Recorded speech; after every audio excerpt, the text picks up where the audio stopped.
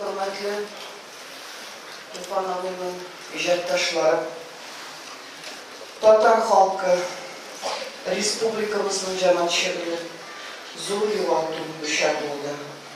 Tatarstan'ın halk yazıcısı, tiyatr sənğətinə zor ülüşün kırtken edip, Devlet Совeti deputatı, көрнеклі cemaat işliklisi Tufan Minulin bizning aramızdan gitti. Ko'pgina rahmatlar aytsak da oz bo'lar kerak. Chunki Tufan xalqqa xizmat etilishi.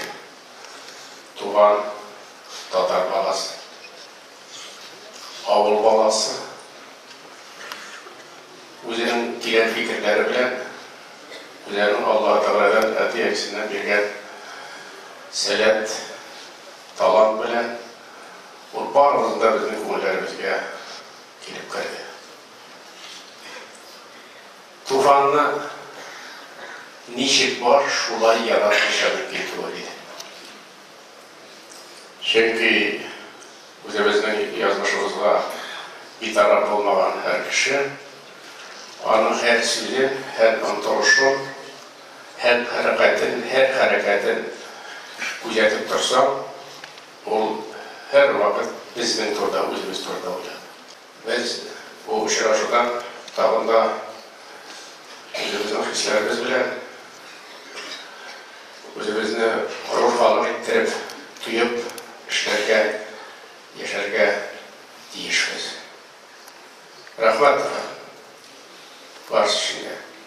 Sen o'z burishingni xalqimiz, elimiz oldida namus bilan o'tadi. Rahmat o'rnini o'chmoqda bo'lsin. Bugun butun Tatar xalqi o'zining zotli o'g'lin, buyuk yozuvchisin so'nggi yo'qotadi. Bu qadarli sog'ishli vatan nihoyat bundan 99 yil ilk Abdullah To'qayni zotqanda g'ana bo'lgandir. Tufan ağa, To'qay ham Tufan ijodidan kelgan edi. Onlar To'qay to'g'riligi, To'qay topqirligi, Tufan fidoyiligi, Tufan ulpatligi xos edi. Tufan ağa xalq yozuvchisi ismini yutgan adiblar orasida xalqqa eng yaqin turgan, xalq ko'nglining turna kirgan adib edi. U buni o'zida tuyib, sezib, bilib yashadi. Xalq tushunchasi onun uchun azizlardan aziz Tatar millati edi. U haqda mening millatim, mening xalqim yer yuzidagi birgina millatdan-da, birgina xalqdan ustun tugul, ammo birgina xalqdan da tugul deyar edi.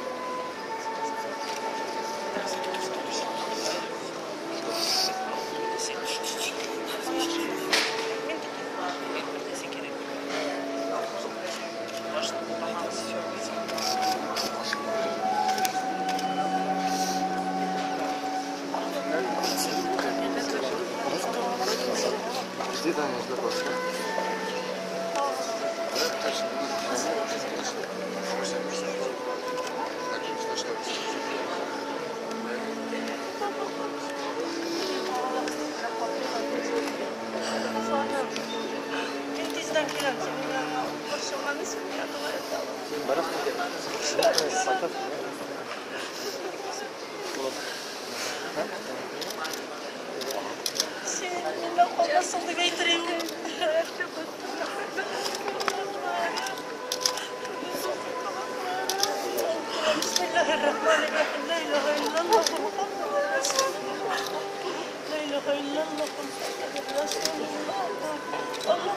Eyvallah. Canım teşekkür